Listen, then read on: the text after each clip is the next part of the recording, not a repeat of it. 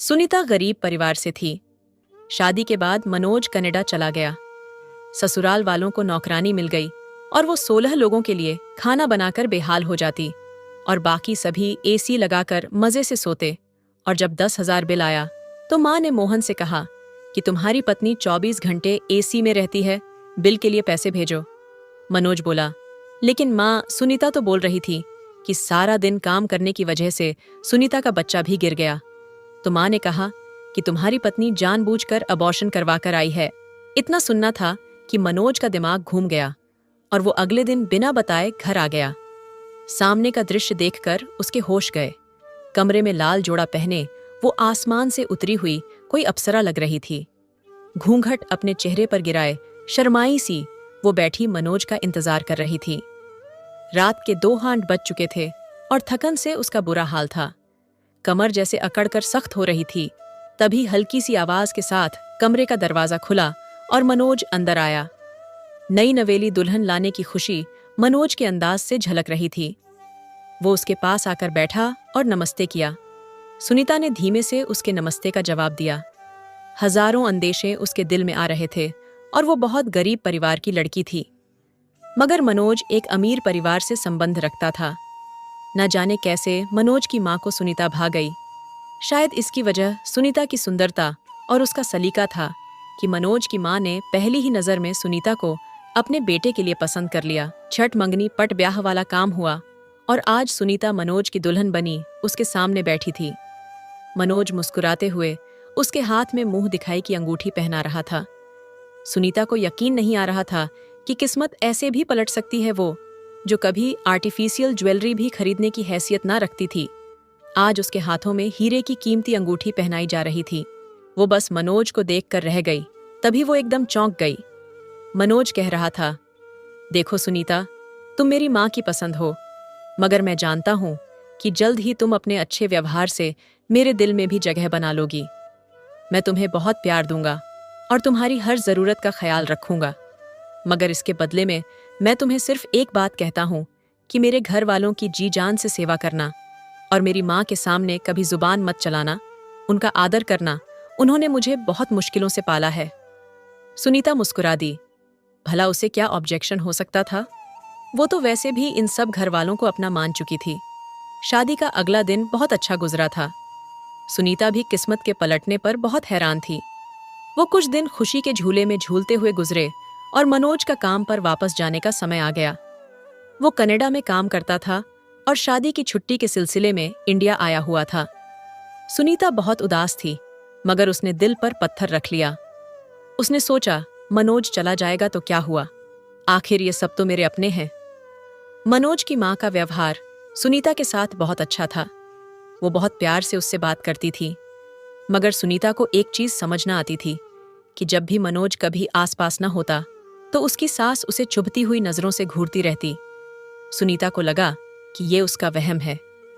मनोज सुनीता से बहुत सारे वादे करके चला गया और वो अपने उदास दिल के साथ अकेली रह गई।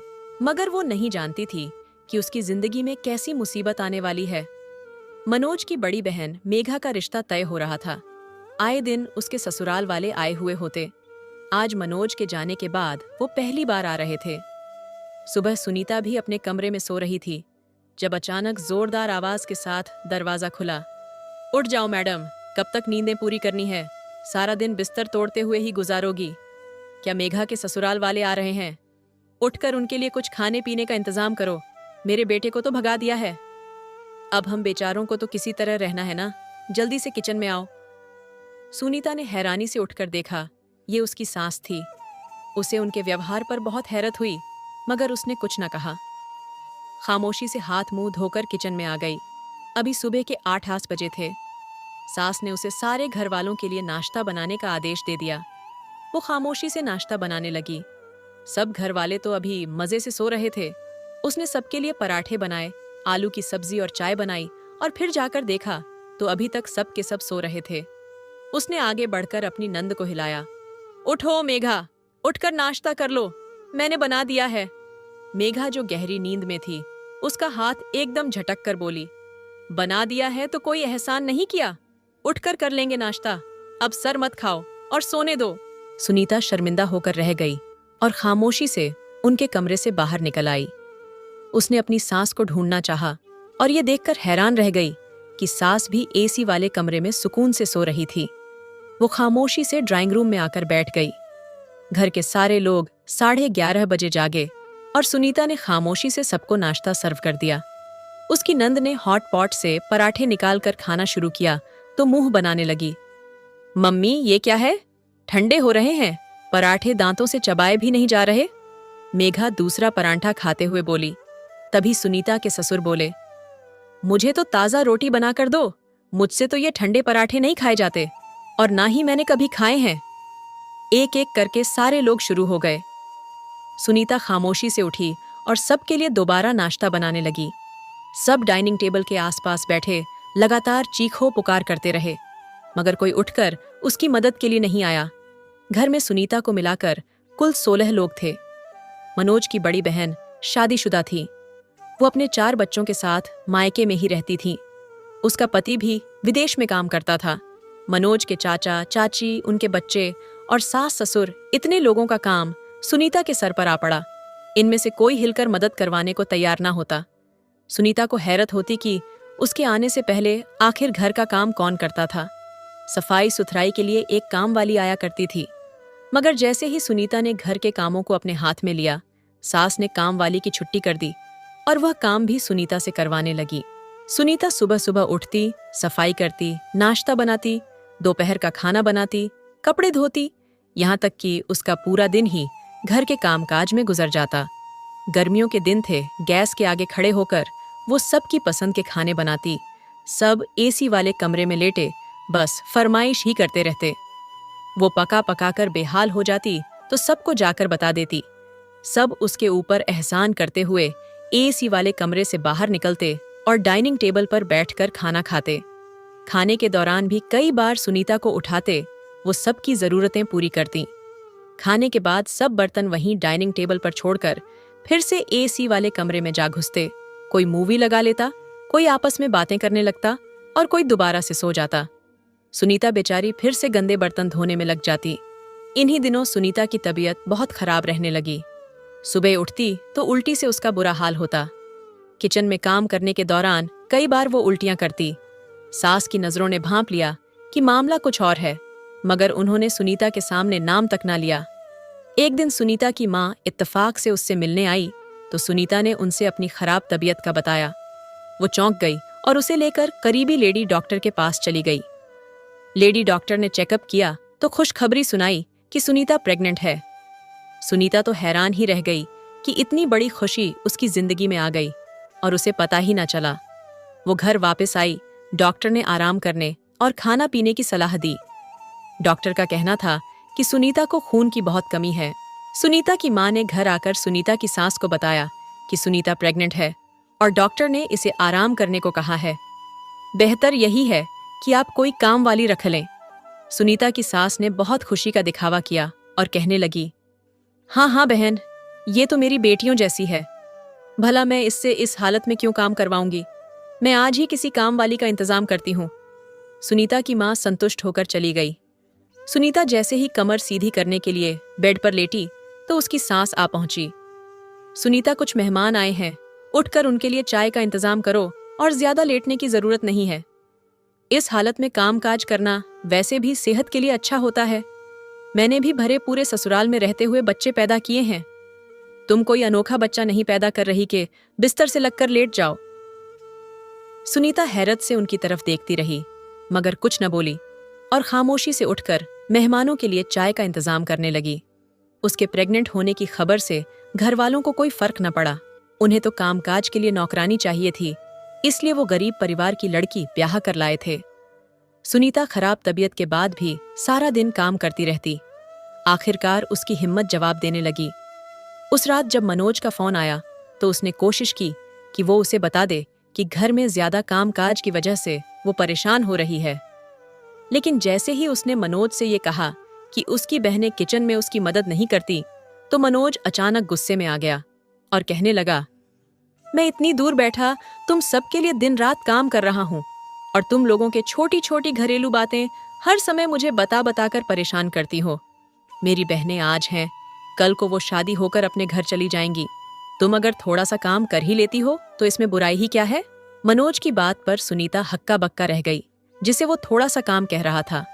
इन कामों में वो सुबह 6 बजे से लेकर रात 12 बजे तक बिजी रहती थी।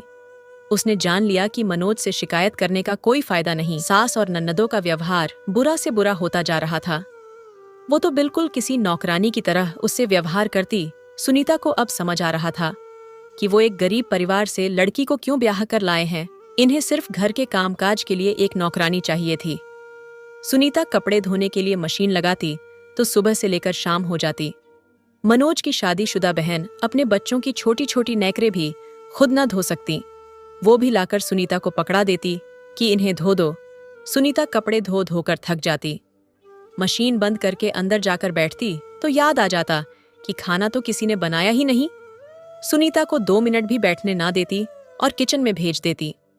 जिस समय थक हार कर वो अपने कमरे में जाती तो उसे एक एक जोड़ में दर्द महसूस हो रहा होता। इस दौरान उसे ख्याल ही न रहता कि उसने मनोज से फोन पर बात करनी है। फोन उठाती तो मनोज की कई कई मिस कॉल्स आई हुई होती। वो उसे बैक कॉल करती तो वो फोन उठाकर कहता, तुम क्या करती रहती हो पूरा दिन? तुम्हारे पास इतना भी टाइम नहीं होता कि तुम 2 घड़ी मुझसे बात कर सको। मैं तुम्हारे आराम की खातिर ही यहाँ परदेश में रह रहा हूँ, मगर लगता है कि तुम्हें मुझ में कोई इंटरेस्ट ही नहीं है। वह गुस्से में सुनीता को सुनाने लग जाता। सुनीता दोनों तरफ से पिस रही थी। उसे लग रहा था कि शादी करके उसने कोई मुसीबत मोल ले ली है। पति के साथ ठीक ठाक समय ना गुजारने की वजह से इन दोनों के बीच बहुत फासला था। इसी फासले का सुनीता की सास खूब फायदा उठाती थी। मनोज को फोन करके झूठी सच्ची बातें सुनीता के खिलाफ करती, जिन्हें वो सच मान लेता। वो सीधा लड़का था, सुनीता से इस चीज के लिए लड़ता तो न था, लेकिन दिल ही दिल में सुनीता से शिकवा जरूर करता। एक दिन सुनीता की सास ड्राइंग रूम में बैठी टीवी देख रही थी, जब बाहर से उनकी छोटी बेटी पलक अंदर आई। उसके हाथ में बिजली का बिल था और उसके चेहरे पर हवाइयां उड़ रही थीं। मम्मी, ये देखिए, पूरे 10,000 का बिल आया है लाइट का। अगर भाई को पता चला तो वो बहुत गुस्सा करेंगे। उन्होंने जाते समय कहा था कि उन्हें कारोबार के लिए पैसे जमा करने हैं, इसलिए हम अपने खर्चे जरा कम करें। पलक की बात पर माँ चौंक पड़ी और बिल उसके हाथ से लेकर देखने लगी। उनके चेहरे पर सोच की परछाई साफ नजर आ रही थी। तभी अचानक उनके दिमाग में एक ख्याल आया और उनके चेहरे पर मुस्कुराहट दौड़ गई। उन्होंने पलक की तरफ देखा और कहने लगी, जरा मनोज को फोन मिलाकर तो देना। पलक ने ना समझने वाले अंदाज में मोबाइल निकालकर मनोज को फोन मिला दिया। जैसे ही मनोज ने फोन उठाया, माँ शुरू हो गई, हाय, मेरा मासूम बच्चा परदेश में दिन रात काम करके पैसा कमा रहा है, मगर तुम्हारी मेहनतों का कोई फल तुम्हें नहीं मिलता। मुझसे बड़ी गलती हो गई, मुझे माफ कर दो। मैं इसलिए गरीब घर की लड़की ब्याह कर लाई थी कि वो रुपए की कदर करेगी, मगर सुनीता तो इतनी फिजूल खर्ची है कि वो तो तुम्हें कंगाल करके छोड़ेगी। मनोज को कुछ समझ न आ रहा था कि माँ क्या कह रही हैं। तभी उसने कहा, मम्मी, हुआ क्या है? बताएं तो सही, क्या कर दिया सुनीता ने? माँ ने मुस्कुराकर पलक को देखा और कहने लगी, करना क्या है बेटा, सारा दिन एसी चलाकर कमरे में पड़ी रहती है। अगर मैं कुछ कहती हूँ तो रोने लग जाती है कि मैं प्रेग्नेंट हूँ, मुझसे कोई काम नहीं होता और गर्मी ज्यादा लगती है। उसकी हालत की वजह से मैं भी ज्यादा सख्ती नहीं करती, मगर सच तो ये है कि दिन रात एसी चलाने की वजह से लाइट का बिल 10,000 आ गया है। तुम्हारे पापा के पास तो पैसे हैं नहीं, तुम ही को पैसे भेजने पड़ेंगे। बिल की पैसे सुनते ही मनोज के होश उड़कर रह गए, लेकिन वो अब क्या कर सकता था। उसने माँ को तसल्ली दी कि वो पैसे भेज देगा, मगर उसके दिल में सुनीता के खिलाफ एक गांठ सी लग गई। अगले दिन जब सुबह सुबह घर में सुनीता के सिवा सारे लोग सो रहे थे तो बड़ी ननद के ससुराल वाले आ गए। सुनीता ने जाकर सबको उठाया तो सूजी हुई आंखों के साथ सब उठ गए, लेकिन सबके ही मूड खराब थे। मेघा के ससुराल वाले चाहते थे कि उन्हें हलवा पूड़ी का नाश्ता करवाया जाए। बेचारी सुनीता की ही शामत आई जब सास ने उसे हुक्म दिया कि सारे काम छोड़ो, पहले मेघा के ससुराल वालों के लिए अच्छा सा हलवा पूड़ी बनाओ।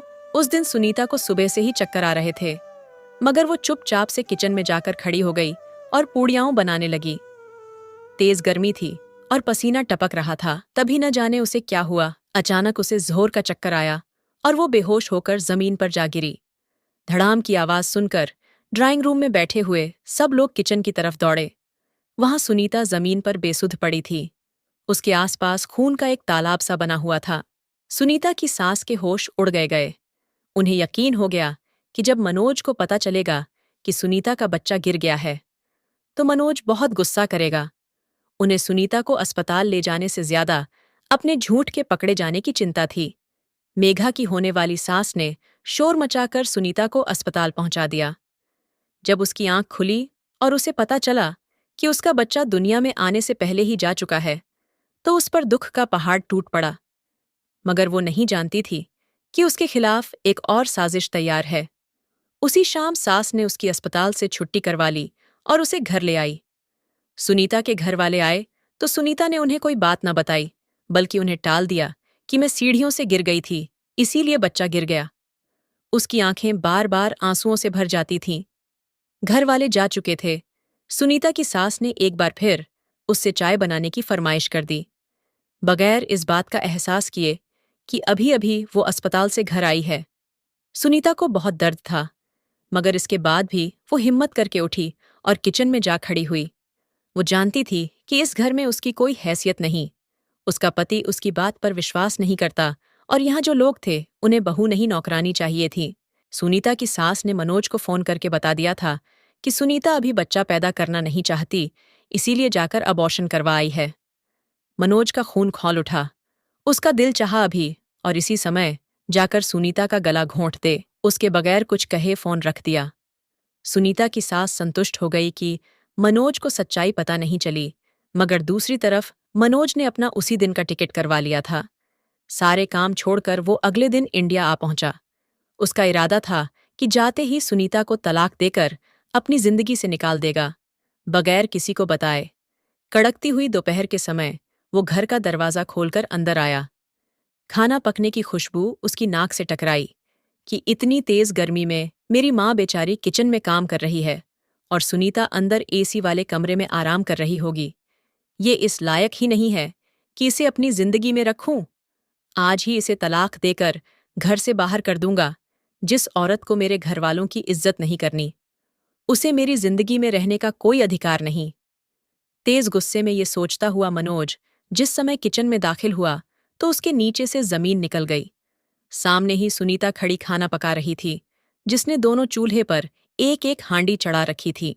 उसके कपड़े पसीने में भीगे हुए थे।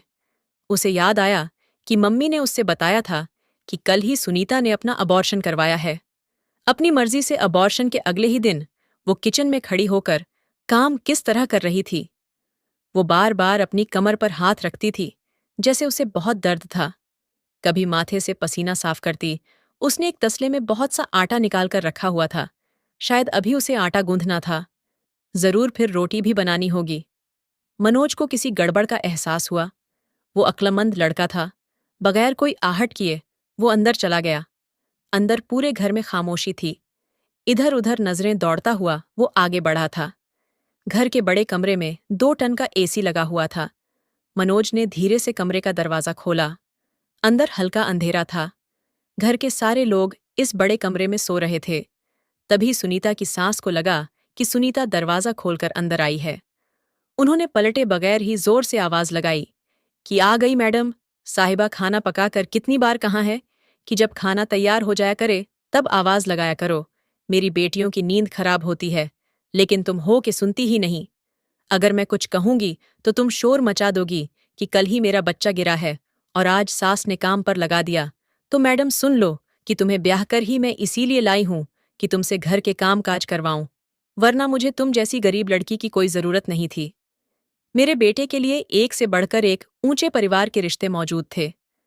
अब जाओ और जाकर खाना पकाओ और इसके बाद घर की सफाई भी कर लेना। रात को मेघा के ससुराल वालों को आना है। उनके लिए कम से कम 4-5 डिशेस बना लेना। पिछली बार की तरह 2 खाने बनाकर सामने मत रख देना। सुनीता की सास अपने ही ख्याल में बोलती चली गई। ये जाने बगैर के दरवाजे पर मनोज खड़ा है। मनोज के ऊपर तो जैसे पहाड़ ही टूट पड़े थे। सुनीता की सास कहकर दोबारा से सो गई। मनोज ने नजर दौड़ाई। घर के सब लोग लेटे हुए थे। सिर्फ एक सुनीता ही थी जो इस चिलचिलाती हुई गर्मी में किचन में इन सब के लिए खाने का इंतजाम कर रही थी। वो जान गया था कि उसकी गैर मौजूदगी में उसकी पत्नी के साथ क्या व्यवहार किया जाता है। वो शर्मिंदा होता हुआ चुपचाप पलट गया। किचन में सुनीता अभी तक खाना पका रही थीं। मनोज ने उसके पास जाकर देखा तो वो पसीने से भीगी हुई थी और धीरे धीरे कांप रही थी। कल ही उसका बच्चा गिरा था और आज वो 16 लोगों का खाना बना रही थी। मनोज का दिल इस अत्याचार पर दुखी होकर रह गया। उसने सुनीता को पुकारा। उसकी आंखें आंसुओं से भीगी हुई थीं। मनोज ने बगैर कुछ कहे उसके सामने हाथ जोड़ दिए। मुझे माफ कर दो सुनीता, मेरी आंखों पर बंधी पट्टी उतर गई है।